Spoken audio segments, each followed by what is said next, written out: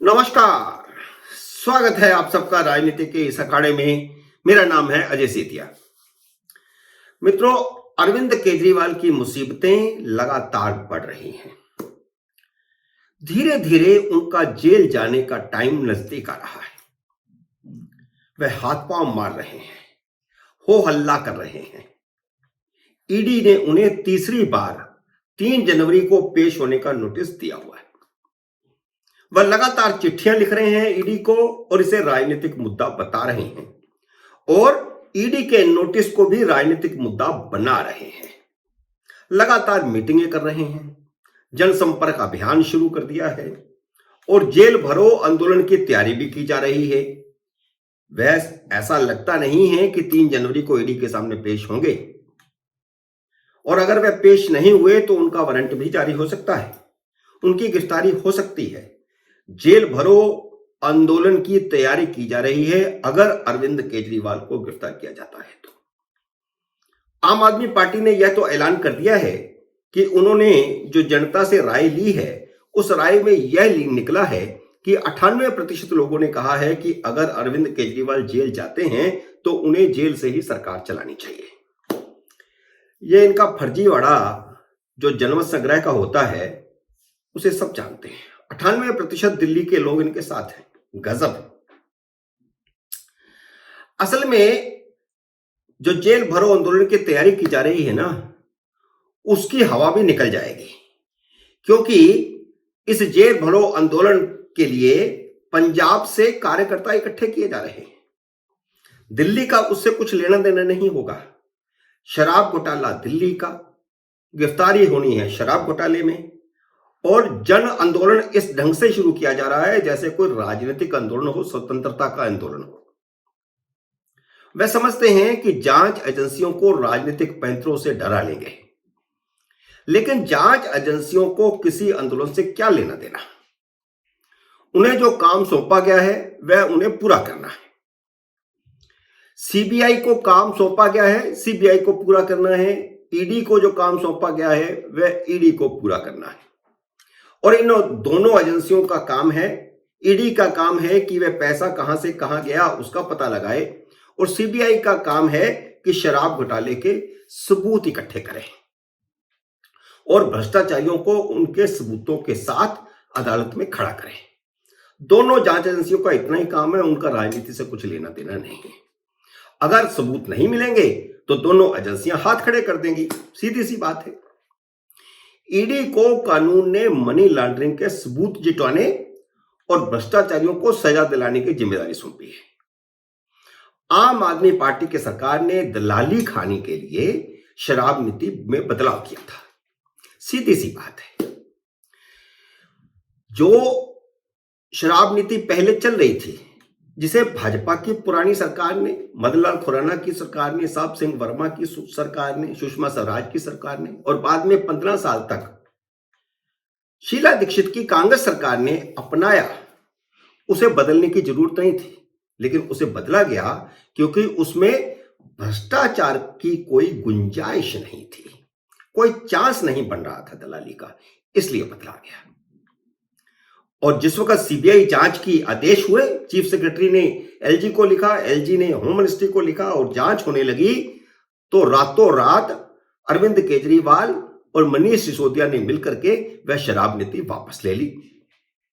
और उसके बाद से लगातार ये दोनों कह रहे हैं कि शराब नीति तो बहुत बढ़िया थी।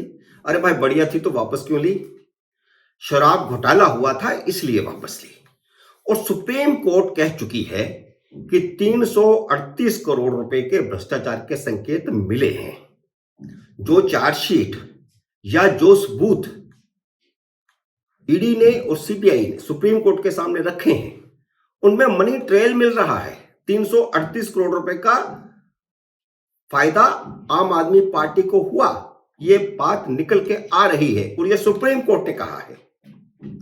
और अब उसके बाद आम आदमी पार्टी का नाम चार्जशीट में जुड़ने वाला है, क्योंकि सुप्रीम कोर्ट के एक जज ने सुनवाई के समय खुद कहा कि अगर मनी ट्रेल आम आदमी पार्टी की तरफ जा रहा है और फायदा अगर आम आदमी पार्टी को हुआ है, इंडिविजुअल हुआ है तो कम हुआ है, सिसोदिया को हुआ, संजय सिंह को हुआ तो वह कम है, लेकिन ज्यादा पैसा गया है आम आदमी पार्टी को। तो फिर आम आदमी पार्टी को ही आरोपी क्यों नहीं बनाया जाए? तो अब ईडी ने यह फैसला कर लिया है और उससे पहले जरूरी है कि अरविंद केजरीवाल से एक बार पूछताछ हो जाए, क्योंकि कन्वीनर तो वही हैं। इस बीच जो गुप्ता नाम के राज्यसभा सांसद हैं, सीए हैं, जो आम आदमी पार्टी के कोषाध्यक्ष भी हैं, उनसे सीबीआई ने पूछताछ कर ली है, क्योंकि पैसा तो उन्हीं के पास आया। तो ईडी अब चाहती है कि उसे जो सबूत मिले हैं उन पर एक बार अरविंद केजरीवाल से पूछताछ हो जाए और उसके बाद फिर ईडी को जो कार्रवाई करनी है वो करे। लेकिन केजरीवाल सामने नहीं आ रहे। वह एक बार सीबीआई के सामने जरूर गए, लेकिन ईडी का सामना करने को वह तैयार नहीं है। केजरीवाल खुद को और अपनी पार्टी के हर नेता को दूध का धुला बता रहे हैं, लेकिन जांच का सामना नहीं कर रहे। मनीष सिसोदिया को जेल में पड़े हुए 1 साल होने वाला है। फरवरी में गिरफ्तार किए गए थे, अब फरवरी अगले महीने आने वाली है। जिस तरह अब केजरीवाल ईडी पर गुर्रा रहे हैं, उसी तरह पहले संजय सिंह गुर्रा रहे थे, ईडी को धमका रहे थे कि उन्हें गिरफ्तार करके दिखाओ। वह अब 4 महीनों से जेल में पड़े हैं। दोनों को जमानत नहीं मिल रही। सुप्रीम कोर्ट तक ने जमानत देने से दोनों को इनकार कर दिया, क्योंकि मनी ट्रेल मिल रहा है, सबूत मिल रहा है, भ्रष्टाचार हुआ है। शराब नीति बदली ही भ्रष्टाचार के लिए गई थी, दलाली के लिए बदली गई थी। एक तो ये दोनों जेल में हैं और दोनों की जमानत हो नहीं रही है। संजय सिंह की हिरासत 10 जनवरी तक है और मनीष सिसोदिया की 19 जनवरी तक।